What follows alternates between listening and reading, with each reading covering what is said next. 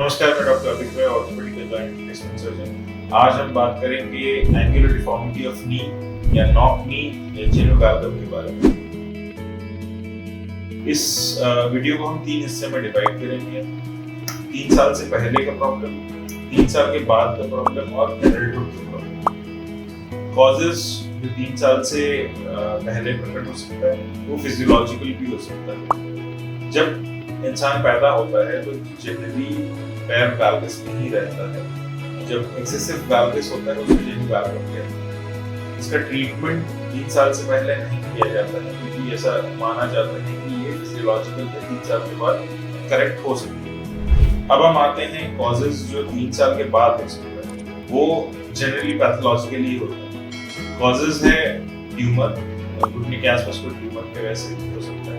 Trauma, कोई चोट लगने के कारण हो सकता है। टीबी, ट्यूबरकुलोसिस घुटने में भी हो सकता है, उस वजह से भी जो टेढ़ा बना सकता है। पोलियो, रिकेट्स सबसे कॉमन कॉज है जो क्लिनिकल प्रैक्टिस में हम देखते हैं। इसी को जनरली नॉक नी कहा जाता है। अब आते हैं एडल्टहुड में। एडल्टहुड के कॉजेस जो जवानी वाला है, मतलब 3 इयर्स टू 18 इयर्स के बीच में जो भी डिफॉर्मिटी आया है उसका कंटिन्यूएशन भी हो सकता है और नया डिफॉर्मिटीज भी हो सकता है। नया डिफॉर्मिटीज का मोस्ट कॉमन कॉज है रूमेटॉइड आर्थराइटिस। अब आगे बढ़ते हैं, क्या इन्वेस्टिगेशन होता है। इन्वेस्टिगेशन में सबसे पहले ऑर्थोस्कैनोग्राम किया जाता है। Orthoscanogram is a type of X-ray जो पेल्विस से, मतलब फूले वाले हिस्से से स्टार्ट करके एकदम नीचे तक का एक्सरे होता है।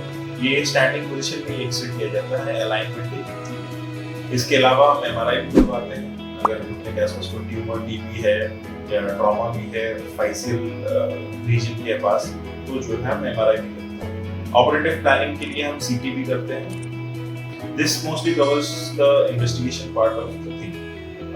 ब्लड वैल्यूज का भी इन्वेस्टिगेशन कभी भी करवाते हैं हम in cases of rickets. Vitamin D levels और कैल्शियम लेवल्स भी करवाते हैं। एक पॉइंट मैं मेंशन करना चाहूंगा, there are different types of rickets. अगर रीनल रिकेट्स है तो kidney function test is also important. अब आते हैं ट्रीटमेंट में। ट्रीटमेंट में जैसे मैंने कहा 3 साल से पहले कोई ट्रीटमेंट ऑफर नहीं किया जाता है। 3 साल के बाद treatment generally depends on 3 to 10 years. 3 to 10 years में ब्रेसेस लगाया जाता है, मतलब पट्टियां लगाया जाता है जिसके द्वारा हम डिफॉर्मिटी करेक्शन करने का कोशिश करते हैं।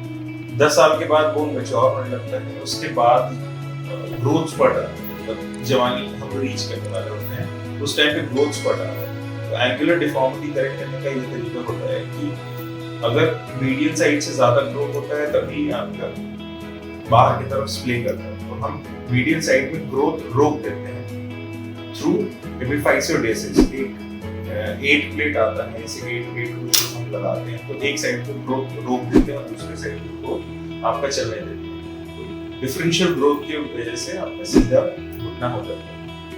अगर 10 साल से ज्यादा हो गया है